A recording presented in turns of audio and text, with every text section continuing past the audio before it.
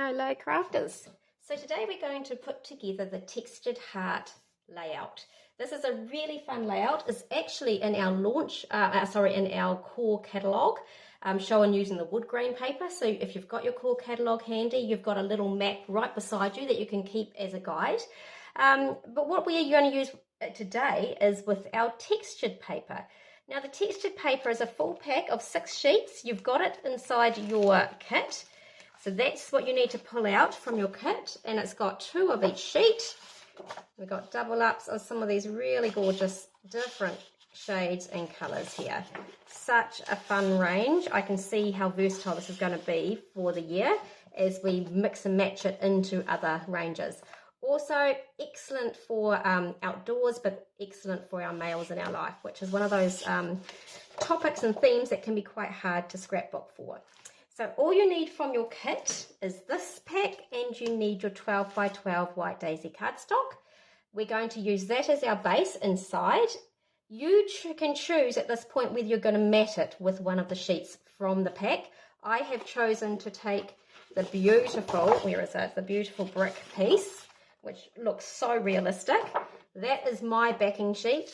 So therefore I have cut my White Daisy piece down to 10.5 inches by 10.5 inches. So to do that, you're going to take off 1.5 inches from one side, cut that all off, turn your piece of paper and take off another 1.5 inches. So 2 sides you'll take off 1.5 inches, which will leave you with a 10.5 inch by 10.5 inch white square. So that is the size that I have popped inside my brick piece. Also, if you are planning to have this extra border like I have done, it's a good idea at this point in time when you're preparing your papers to cut out the back piece. So I have just left about a 1.25 inch border on my piece of brick. So in my trimmer, I've gone in 1.25 inches. And I have cut out the centre piece. So this is the piece that got cut out from the back of my piece of paper. Okay, so I just roughly do about 1.25 inch border all the way around because I know that my white piece is slightly bigger than that. Okay, so just a reminder of those 2 measurements. You're going to cut 1.5 inches off 2 sides from your White Daisy, and then you're going to cut out the centre part of your backing sheet, and I actually put it into my trimmer at 1.25 inches and cut that out, and that just gives a small overlap with the white piece. Okay, so that's the first thing you need to prepare. The second thing you need to prepare is, let me just grab the paper, is to choose from your remaining paper what colours you want to put into your layout. I have chosen to use this sheet that has got the white grouty look on one side and this weave on the other, and I've chosen to use this sheet which has got the blue denim on one side and the sort of light blue marble on the other. So you just need to take a 2-inch strip from these 2 pieces, cut 2 inches off, and then cut those strips into 2 inches all the way along, so you end up with 2-inch by 2-inch squares. So I'd like you to go away, get yourself ready with your 2 strips cut at 2 inches into little squares and your backing pieces prepared and ready to go. So pause the video and then come back to me when you have got those stages complete. Okay, so we have come back now with all of our squares pre-cut into 2-inch by 2 inches, and I've just used the 1 strip to create 6 pieces. So I've just taken both sides, and then the other strip to create another 6 pieces. And I've also cut my White Daisy with a little bit of an extra trim from another piece that was in the pack, just to give this one a bit of a differentiation, because I'm just going to do a slight different one to what I have done here to give you 2 variations. And then that's my backing piece, just like the brickwork where I cut out the backing piece. That's what I have done with this one. So I've got my bits and pieces ready. I hope you do too. And I've grabbed a few photos that I might choose to use on this page. So this is going to be one of William from a few years ago now. So the first thing we're going to have to do is prepare the background piece. So on this one, I'll just show you a few things that I did. First off, on the white piece, you might be able to see it if I hold this close. There is some texture paste here. So what I have done is I have got our new stencil pack here, and inside that stencil pack, you might not be able to see very well, but there is a sheet that's got a whole heap of little different patterned designs. And I chose this one that had a little cross to it. I hope you can see this. And I have placed this onto my backing sheet, and I've used my texture paste and a little tool to just scoop some out of the pot and scrape over my little my little crosses. And I did it in a patch up the top right hand corner and also a patch down the bottom left hand corner, just to add some texture. I wanted to keep this quite a neutral, soft background in a way, but to bring in textures rather than too much colour. So I did that first on my backing sheet, and then I went around the edge of my piece of white with the cinnamon ink pad and just a sponge dauber, and I just went and roughly tidied up the edges just to give a nice framing, because it was blending into the brick, which was already quite a busy look. I'm not going to do that with my next one. I just thought I'd show you what I did with that one, but for my next one I'm going to do a little bit more splattering and background looks to bring about that idea of water. So I'll just take my other one away for the moment, and what we're going to play with is just the piece of white. Okay, so to do this, I generally get myself a box so that I don't splatter in places that I don't want to splatter. So I've put this into the box.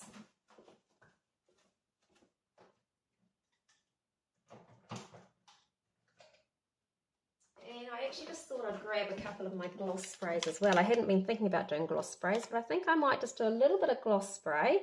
They're not quite the right shade, so I'm just going to spray right in the centre first to check I like it. If I don't, I won't continue with it. Yeah, I don't mind it. So I'm just going to do a few sort of splotchy splotches. And when you're using the gloss sprays, it's always a good idea to make sure you clean up at the end before you put the lid back on. It's never going to look perfect, but it just stops it from clogging. Now I've got this night one too. I'm not sure about this colour. Let's just do one little skirt in the middle. Oh yeah, oh yes, that's quite a good one. Okay, so I've done a few of those. And I could even, if I wish to, bring in a little bit of white just for added texture more than anything, because it is white on white, but it just gives that sort of shiny wet look. So I'm just going to bring in a bit of that. So this one is going to look quite different to the one that we had been using as my sample. So you might go one direction or the other with the way you go with it, or you might want to keep it a nice clean white background. So that is the first thing I'm going to do there. Now, while that is drying off, I will just stick my other parts of my background together so that we can continue on once that has dried. And so to do this, I actually quite like using wet glue just for this sort of attachment between two big pieces of paper. So I'm just going to bring out this green wet glue, but you can use your tape runner here or your tape, your sticky tape, whatever it is that you prefer to use. I'm just going to go around the edge because obviously we don't have a centre. I could also have gutted this piece, taken out the centre of this because I don't need it. However, it just does give a little bit of firmness for the background, and it didn't worry me too much. I didn't absolutely essentially need that piece, but I could have used it for my photo mats. So anyway, I've got that one ready to go. Then I'm just going to wait slightly longer, but as you can see, this is going to sit on top. And I'm just going to do something to this first before I put it down as well. Now, just 2 seconds, I need to grab a tool. So I'm just going to use my little edging distresser to go around and create just a nice roughened up look. Given that we're using textured papers, it kind of matches nicely to make this a little bit messy and a little bit textured. So I thought I might just, for this one, do this. Now you can use your fingers and just tear and go around this as well. You don't need a tool to roughen it up. This just ensures that I'm a little bit more controlled. I'm just being careful because I know it's still very slightly damp, some of that texture paste. I really need it slightly longer. I really like that night one. That night one I haven't hardly used yet, but it really is quite a cool depth of colour in there. I do like it. It's like being a graffiti artist, I always say, getting out those, because there is no right or wrong way, and it's just a bit of a random squirt and see what happens, which I really like. So there, that's a little bit more textured up. Just get rid of those splotches. So that's going to go very nicely on here. Now I actually think, no, actually I might do it that way, because I may put a title down the bottom corner. Okay, so just as you go, it's always good to have a little think about where you might be going to end up placing things. And in this one, because that's a little bit clearer, that's going to be a good spot for a title. So I'll stick that on and we'll come back together shortly. Okay, so now you should have your base prepared and all the splattering and tearing and roughening up edges completed, and it all stuck together. Now I just thought I'd bring out our lovely annual catalogue just to show you the original inspiration, which was using the wood grain paper pack, making this lovely heart. So the heart I'm going to do today is going to be more centered like this one, but obviously you saw my example of an alternative, which is to put the heart a bit on an angle. So now we're moving into that part of the creation. So with all of your squares, you now need to turn them into triangles. So literally just line them up in your trimmer, but just making sure that when you go to cut, oops, it's quite hard without putting my head over the top and getting in your way, but when you go to cut, put your blade in the middle of your square, not coming off from the edge, because that will tear the corner. So I start from the middle and go forward, up and down. So you'll see me do this a few times. So you should be cutting all of your squares at the same time, because we need to get them all into triangles. So I've got that ready. I bring my blade up and then I go back and forth, just so that I don't ruin or munt, I guess you could call it, the corners of the triangle, which is what would happen if I was to go from below. There we go, and I've got one more because I have pre-done a few of mine already. So you probably won't use absolutely all of them unless you're going to create a double pager, but it's just nice to have a bit of a variety to play with. Okay, so to place these on, I would suggest you go get a little ruler, because that's quite a nice handy tool. And I'm going to start with this little strip along here. Okay, so I have got almost like 4 squares of mixed up triangles. So I am going to, I haven't actually measured out where I'm going to have this, but I'm going to eyeball it at about 8 inches. We can always move it if we have to. So I am going to start with one of these stone ones to the side. And I'm not quite sure how wide this is going to take yet. So I'm just going to do a bit of playing. And as I play, I might be able to give you some pearls of wisdom. We'll just get these basic ones done first. Okay, so let's just start at, that's 1 inch in from the outside roughly. And you're going to have tiny little gaps in between. And does that give me about 1 inch? Yep, that's pretty even. So for mine, it's about 1 inch in is the tip of my triangle. So I'm just going to place the first row just so to check that I like my combinations, I guess. Bring in a different textured piece. Yep. And bring this one back in here. And I'll bring in a darker blue over here. So that is your first row. So what I have roughly done is 4 inches down from the top, and then actually from the side, so you've got an idea, I've come in 2 inches from each side to start. So 4 inches down, and then I've come in 2 inches from that side, roughly, oh that's 1 3/4. So let me just say, yeah, 1 3/4. So I am going to smooth this very slightly over. So it should be about 2 inches in. Okay, and so once you've got that first row established, the rest just comes together easy peasy as it should. So I'll just bring this one over slightly more. And there we go, that's roughly even. So I actually, at this stage, like to use my close to my heart adhesive because it is repositional. So if I put something on and I'm not so fussed with it, well then I can pick it up really easily. So actually what might help you if you've got your ruler established across at 4 inches down is to actually find the 6-inch mark of your ruler, and that's going to be your center one. So I'm just going to tape up my first one, and that's going to come out just from 6 inches across. Okay, and then I can make sure that I am quite centered with this. As you can tell, I'm not a huge perfect measurer. I just do a eyeball of it all, but I do find the ruler is helpful in places like this, just to make sure you're going kind of straight and kind of even. Okay, I'll do one more, so I'll just have adhered down this first side, and then I can go to the other side and match it up. Okay, how are you guys all going? It's a little bit like a jigsaw puzzle. You either love them or hate them, and it's very much like patchwork quilting. If you're someone that does that, you'll be a pro at this. But with all the different textures coming together, it is such a neat effect, and I really love it. Actually, see, this one I can reposition very easily because of the tape I'm using. Come down slightly for that one.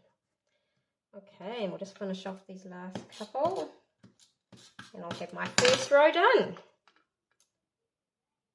We'll see, take a step back and check that we are happy with it. It's a bit hard to check that I am actually going perfectly straight, standing back a bit like I am. I would normally be hovering over it a bit more. Yeah, that one's not so straight. Let's just tidy up this last one.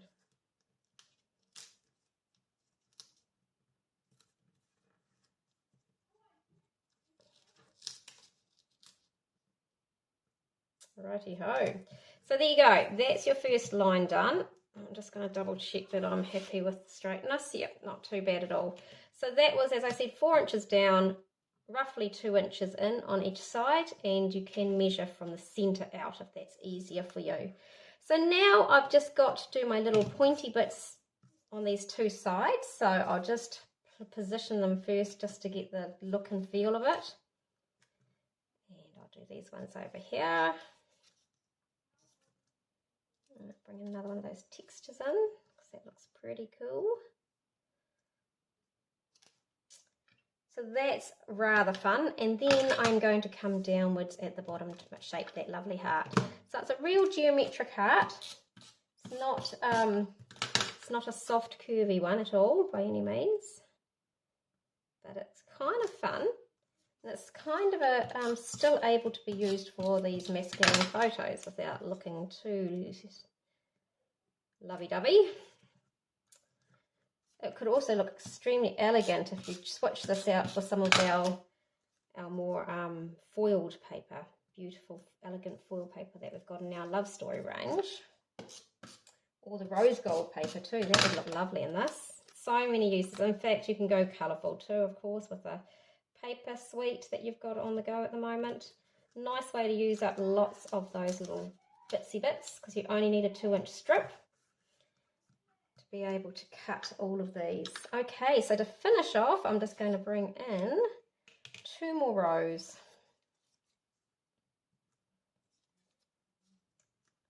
Stick to these ones.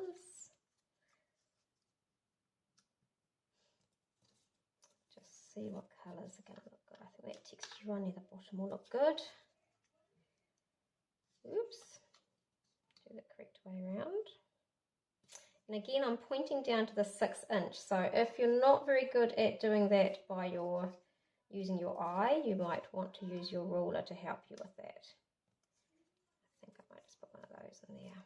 There you go. So that's going to look fabulous. So I will finish off sticking that down, and then I will come back to you with some of the final stages.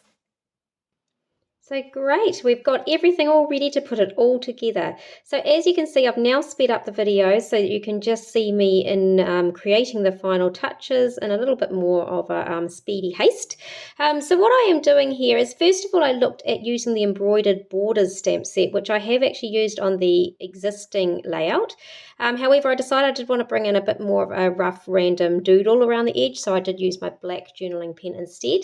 Now for my photo mats, I'm once again going to roughen up some of the matting just to keep that nice textured look.